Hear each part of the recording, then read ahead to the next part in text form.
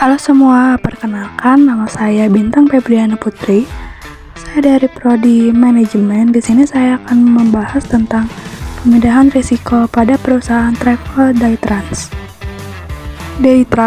Daytrans adalah perusahaan transportasi darat terkemuka di Indonesia, khususnya dikenal dengan layanan shuttle atau travel antar kota di Pulau Jawa.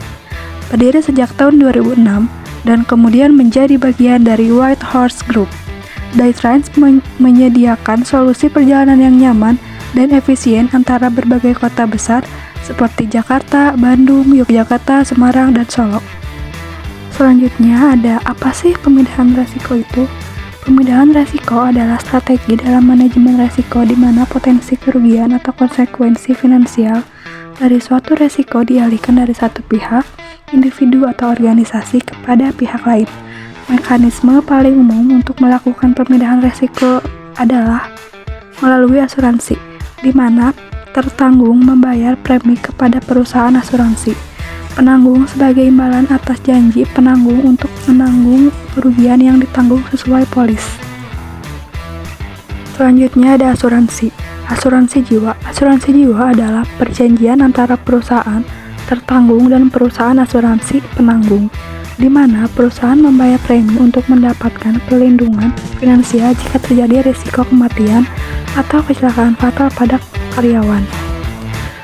Dengan demikian, risiko kehilangan tenaga kerja penting dapat dialihkan ke perusahaan asuransi.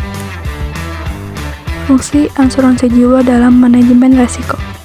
Yang pertama, ada mengalihkan risiko finansial dari perusahaan ke perusahaan asuransi, sehingga beban kerugian akibat kematian atau kecelakaan karyawan kunci tidak sepenuhnya ditanggung sendiri oleh Daytrans.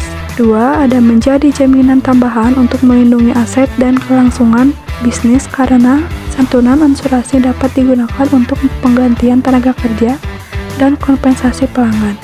Terakhir, ada menjamin pembayaran klaim jika risiko yang diasuransikan terjadi, sehingga perusahaan dapat menjaga stabilitas keuangan dan operasional. Pemindahan risiko pada perusahaan Daytrans. Pertama, ada asuransi jiwa untuk pengemudi. Tujuannya untuk melindungi keluarga pengemudi dari dampak finansial jika terjadi kecelakaan yang menyebabkan kematian. Kedua, ada asuransi kecelakaan diri penumpang. Tujuannya untuk memberi santunan kepada penumpang jika terjadi kecelakaan saat dalam perjalanan. 3. Asuransi kendaraan all risk atau TLO. Tujuannya menutup kerusakan atau kehilangan unit kendaraan armada travel. 4. Ada asuransi tanggung gugat pihak ketiga. Tujuannya untuk melindungi Daytrans dari klaim hukum atau ganti rugi kepada pihak ketiga. 5. Ada outsourcing atau kontrak pihak ketiga. Tujuannya untuk mengalihkan sebagian tanggung jawab operasional ke pihak lain. Terakhir, ada sistem pembayaran digital terintegrasi. Tujuannya untuk mengurangi resiko kehilangan uang tunai atau penipuan. Studi kasus asuransi jiwa pada perusahaan Daytrans. Daytrans mengasuransikan sopir atau karyawan kunci lainnya menggunakan polis asuransi jiwa. Jika terjadi resiko kematian atau kecelakaan fatal pada sopir, perusahaan asuransi akan memberikan santunan kepada Daytrans. Santunan ini membantu perusahaan dalam memproses penggantian personil penting tersebut dan mengurangi beban kerugian finansial yang dapat mengganggu kelangsungan operasional bisnis. Dengan demikian, risiko finansial akibat kehilangan tenaga kerja dapat dialihkan dari Daytrans ke perusahaan asuransi. Selain itu, asuransi jiwa ini juga berfungsi sebagai perlindungan finansial yang terencana dan terukur, sehingga Daytrans dapat menjaga stabilitas keuangan dan operasionalnya meskipun menghadapi risiko personal. Setelah itu terakhir ada kesimpulan.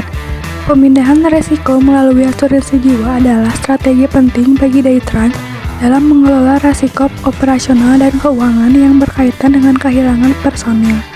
Dengan mengalihkan risiko tersebut kepada perusahaan asuransi, Daytrans dapat mengurangi beban kerugian finansial langsung, menjaga kelangsungan operasional serta meningkatkan kepercayaan pelanggan dan mitra bisnis. Sekian dari saya, see you next time, bye-bye.